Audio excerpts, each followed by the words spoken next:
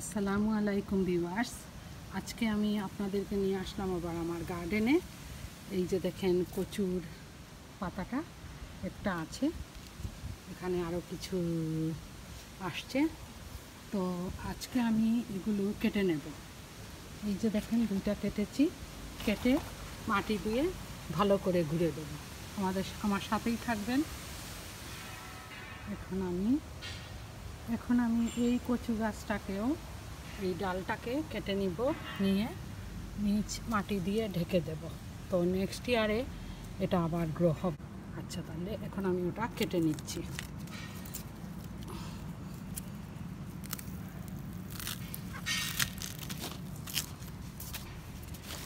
কেটে এখন আমি ওটাকে মাটি দিয়ে ভালো করে ঢেকে দেব।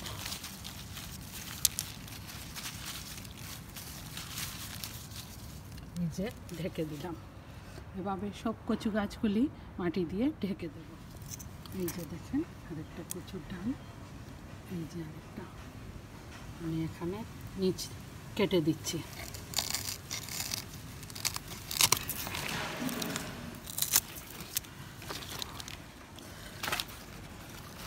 যে নিমকি বাবাও সাথে আছেন, নিমকি এই যে আমি ঘুরে দিচ্ছি, ঢেকে দিচ্ছি। হ্যালো নিমকি,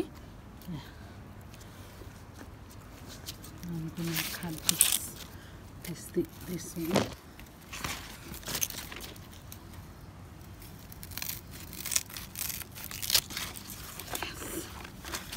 এটাকে এই যে দেখেন গ্রিন, ওইটার মুখটা মাটি দিয়ে ঢেকে দিলাম।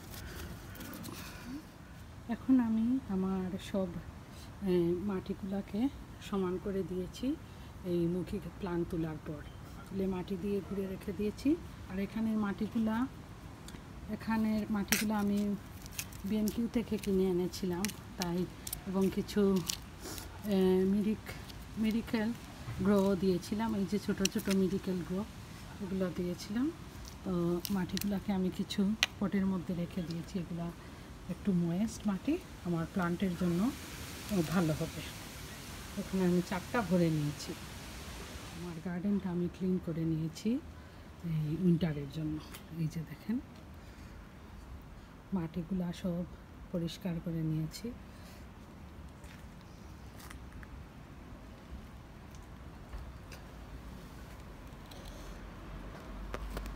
এখানে কিছু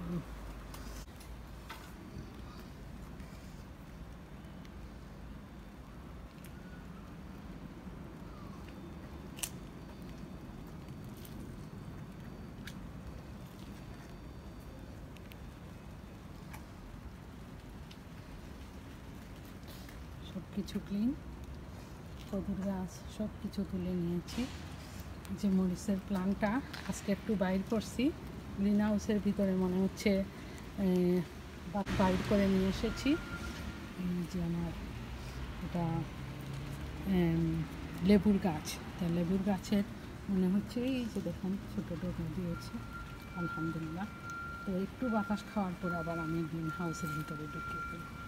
এখানে ছিল আমার লাউয়ের গাছ, মাটিগুলো সমান করে আবার পরিষ্কার করে দিয়েছি। সব মাটি পরিষ্কার। টমেটোর সব প্লান্ট তুলে নিয়েছি, তুলে নিয়ে মাটিকে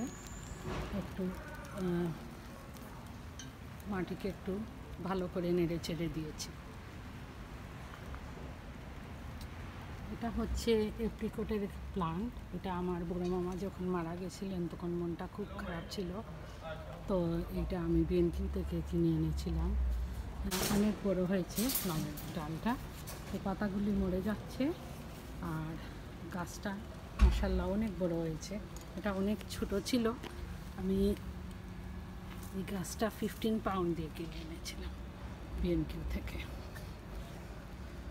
আল্লাহ আমার বড় মামাকে বেশ নসিব করুন। এই যে খালি জায়গাগুলা এগুলা পরিষ্কার করছি। পরিষ্কার করতে আমার অনেক সময় লাগছে। গার্ডেন অলমোস্ট আমার পরিষ্কার করা শেষ। তো এখন নার্সিং করে দিছি। আরও যে ময়লাগুলো আছে, ওই যে কিছু স্টোন টোন এগুলো একটু সরিয়ে দেব। এটাকেও আবার আমি একটু ডিফারেন্ট করলাম। আজকে এই প্ল্যান্টটা এখানে লাগিয়েছি, এটা দিয়েছি এখানে।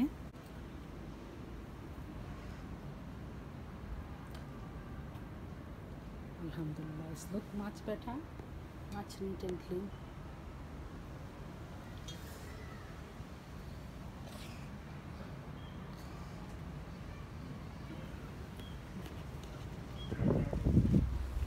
আমি মাটিগুলাকে একটু নাড়াচাড়া করে দিছি যাতে অক্সিজেন পায় গাছগুলো এবং একটু এয়ারও ঢুকে। পরে আমি গ্রিন হাউসের ভিতরে ঢুকিয়ে দেব। দেখেন মরিচগুলো লাল হয়েছে, একটা দুইটা। আমার ভাবি বলেছিলেন, ভাবি এটা লাল হয়ে যাবে, লাল হওয়ার পরে রাখবেন, তখন নেক্সট ইয়ারে আমরা চারা তৈরি করতে পারবো এই মরিচ থেকে, ইনশাল্লাহ। Look good. এখন আমি আমার লেমন গাছটা, এই যে দেখেন লেমনের গাছটা মাশাল্লাহ ভালোই আছে, healthy. I don't think so it's anything goes wrong. লেমনটা ভালো আছে। আর এটা হচ্ছে আমার গুণ দিয়েছিল একটা গুণ। এটা তেমন গ্রিন নাই, কারণ সানলাইট তো পাচ্ছে না ওরা। তো ঠুনি মানকুনির গাছ অবশ্য জিতে গেছে, এখন দেখি কী হয়। আরেকটাই আছে, এই যে ঠুনি মানকুনির লিভস, এগুলো আর নিচে দেখেন, এই দেখেন ছোট ছোট চারা দিচ্ছে। এই ঠুনি মানকুনির লিভস দিয়ে মাছের শিরা খুব মজা লাগে খাইতে। তো এই যে দেখেন ছোট ছোট দিচ্ছে। তো ইনশাল্লাহ বড় হলে আমি আবার বড় টবে নিয়ে নেব। তো আজকে খুব রেইনি ডে। যে দেখেন আমার ক্লিন করা গার্ডেন, সব গাছগুলো তোলা হয়ে গেছে। এগুলো আমার neighbour brother John, he clean everything, he also helping me to clean my garden.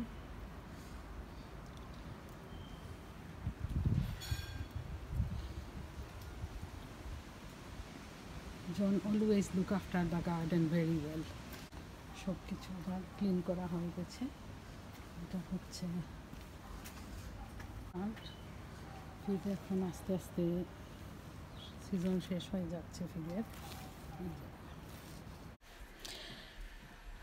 গার্ডেনটা সম্পূর্ণ ক্লিনিং করার পর আপনাদের কাছে কেমন লাগলো অবশ্যই জানাবেন, এবং আমার সাথে এতক্ষণ থাকার জন্য আপনাদের সবাইকে অসংখ্য ধন্যবাদ।